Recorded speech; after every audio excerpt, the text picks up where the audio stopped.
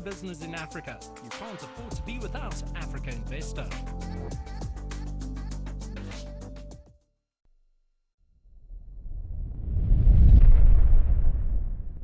I'm going to jump straight to John. How long have we been working on African Continental Free Trade Area, partnerships between African companies and global companies amongst your 55 million members around the world? I mean, but the thing I want to understand from you, John, and help everyone else here understand is, sometimes when we talk about the just transition, it's seen as, oh, another thing that companies have to adhere to in addition to the other acronyms out there that are sort of all being lined up to address. But really, and I think we sort of see this, and a lot of people around us sort of see this, that a just transition is effectively the S in ESG, and therefore if you're evaluating compliance around ESG, you know, in addressing the S, you're addressing just transition. Is that how you see it?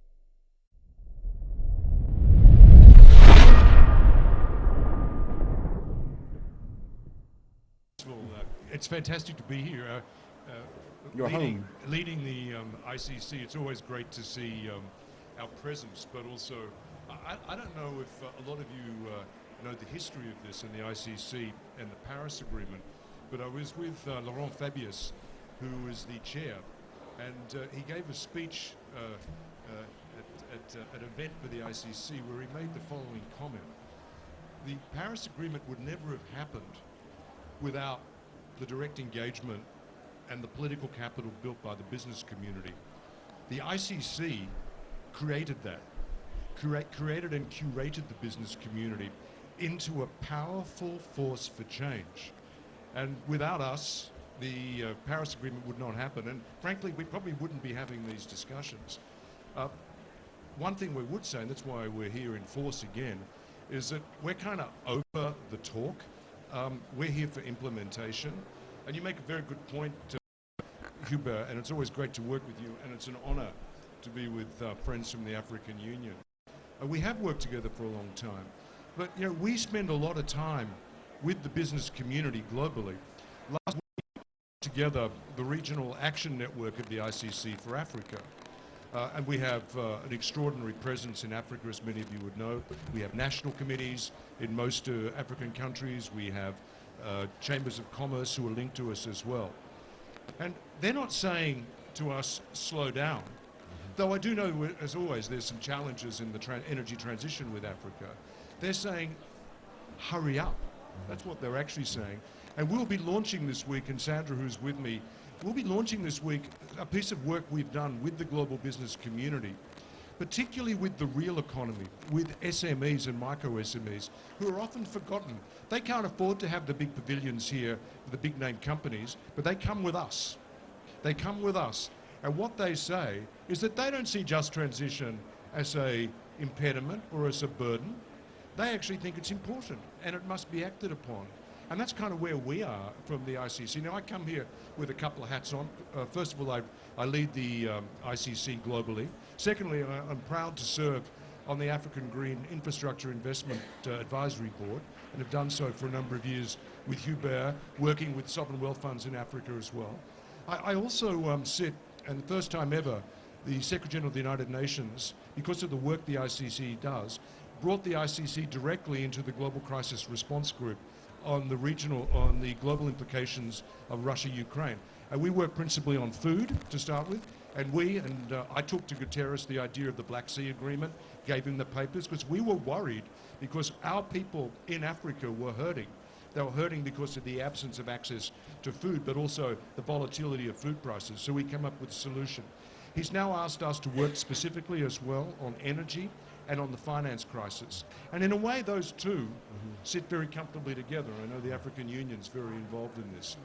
And so I will be going from here to the B20 G20, where I co-chair finance and infrastructure. I saw Mark here before. And a very important issue that I think we need to be focused on is that I don't want to see Africa as rule takers anymore. I want to see Africa as part of the rule-making group. But if you want to get serious about making the rules that will make it easier to create some of the financial instruments that really support the transition, particularly in Africa, you've got to be where these decisions are made. You've got to be at the G20. And one thing I found, and I would encourage Africans in this table to realize that there's an absence of the voice of Africa in the G20. That must change, and that's something that we at the ICC are committed to changing as well. Because it's really important that one of the issues that come out of this, in order to support this transition, is that we take those international financial institutions and we shake them by their necks, because they are not doing enough to create accelerated access and reverberate what they can bring to help the global financial world actually shift itself and support some of the projects we have here. One thing that we've got to make certain is not an obstacle to that is effective governance in Africa, and that's something why we're so pleased to see the African Continental Free Trade Area, but we need more. We need to ensure there's effective frameworks to support further investment as well. So we need the African voice. We don't need it parlayed through third parties. We need a direct voice, and we actually need together, because it's in the interests of the global business community, not just Africa. We're having the same issue in Latin America, the same issue in Asia, specifically in the Pacific Islands and elsewhere, Caribbean islands and business communities, where they are hurting because we can't get the risk profile of the international financial institutions to take on and adequately deal with climate as well. So we'll be working on that, and we actually seek your support. I also have another hat, which is I'm actually on the board of one of the largest infrastructure investors in the world, IFM. We bring together pension capital from Australia. We're a fund of 200 billion, and we invest in infrastructure assets. I want to make Africa investable for the pension funds of Australia, so we can actually also not take a reduction in our return, but ensure by investing in African infrastructure and the transition, we can also help the workers of Australia and the world lead a good and healthy retirement, because the returns we will generate together will enable that to happen. So it's great to be here today, great to be part of this transition.